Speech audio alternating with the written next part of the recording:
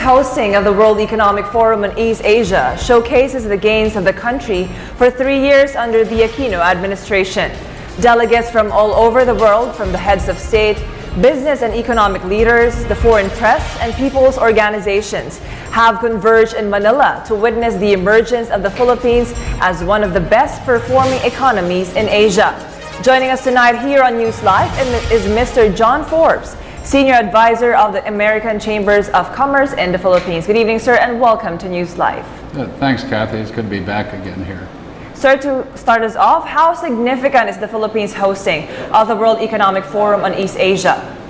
Well, this is a first for the Philippines. It hasn't happened before.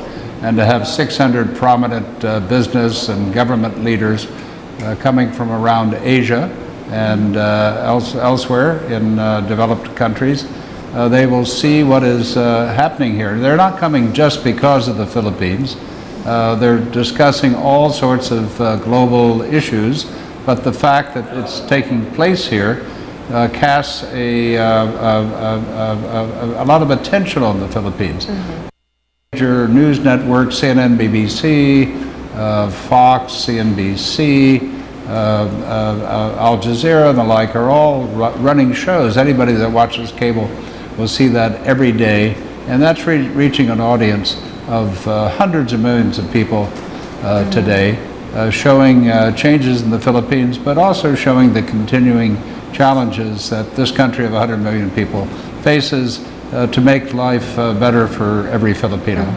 Sir, given the gains of the Philippines led by President Aquino's reform agenda, is the forum an opportunity to attract more foreign direct investments needed to fuel the surge in manufacturing, generate more jobs, and reduce poverty incidence? Well, it is, as long as the investments opportunities are attractive.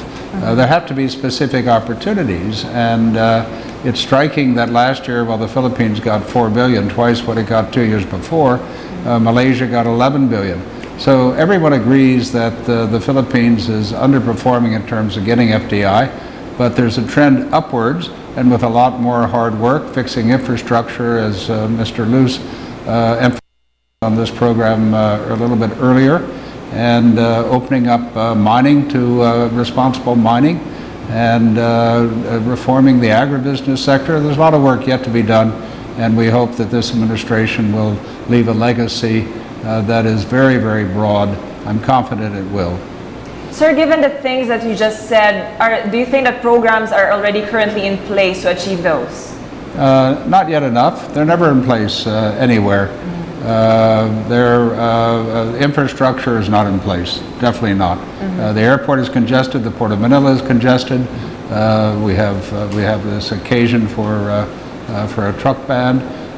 There needs to be more investment in power.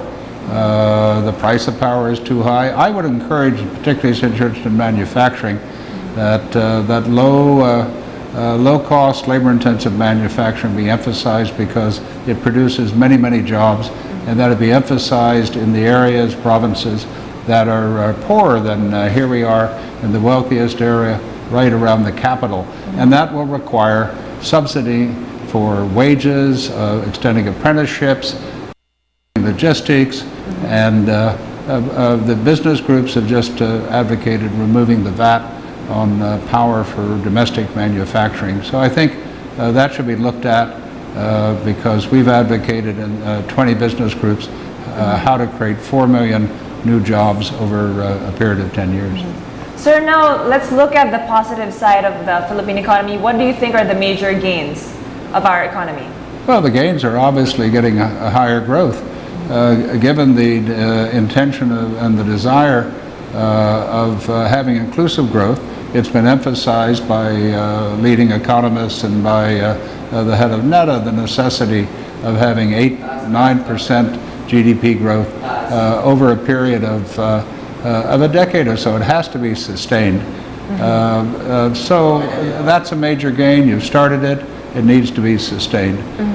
You've got the credit rating agencies. That reduces the cost of debt, foreign debt. Infrastructure, and reducing business costs. You also have to watch out for too many holidays.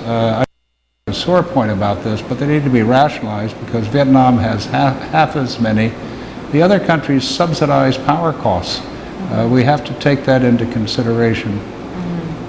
Gains, there are many gains. The anti-corruption program, increased transparency in the budget process, the social infrastructure on education, expanding education, of CCT for the poorest families, and of course of making PhilHealth really universal health are very, very significant for improving the future generation of the Philippine workforce.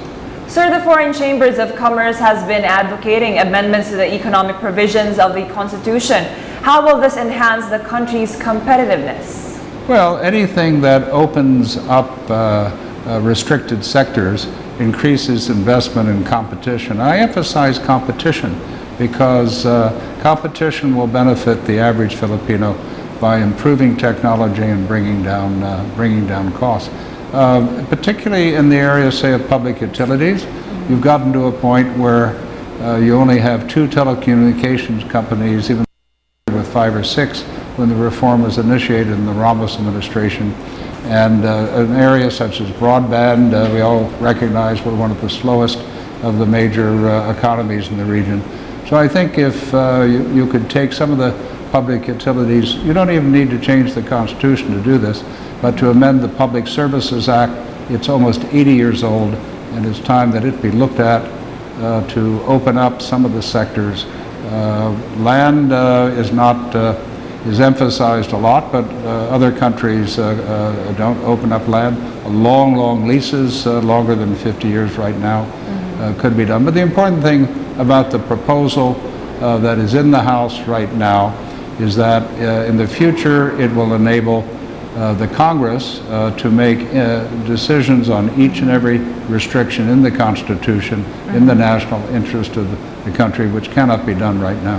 All right, sir, and there is no doubt that President Aquino's leadership sparked the Philippines' success story this early, and there is growing concern that the gains could be lost if the people vote for someone who will not continue the reforms he has started to maintain the growth for the long term. What do you think of this? Well, that's a loaded question, I think. You have a single term of 6 years.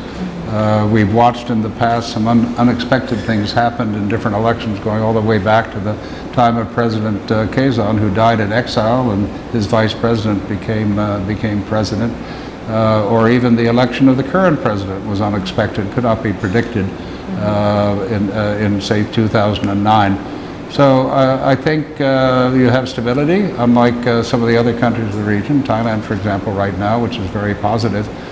So it's up to the people to decide in a democratic, non-controversial process who will the next president be, and then it'll be up to the next president to prove that he can continue, he or she can continue the gains of the Aquino administration. All right, on that note, thank you very much, Mr. John Forbes, Senior Advisor of the American Chamber of Commerce. Thank you, sir. Thank you very much, Kathy.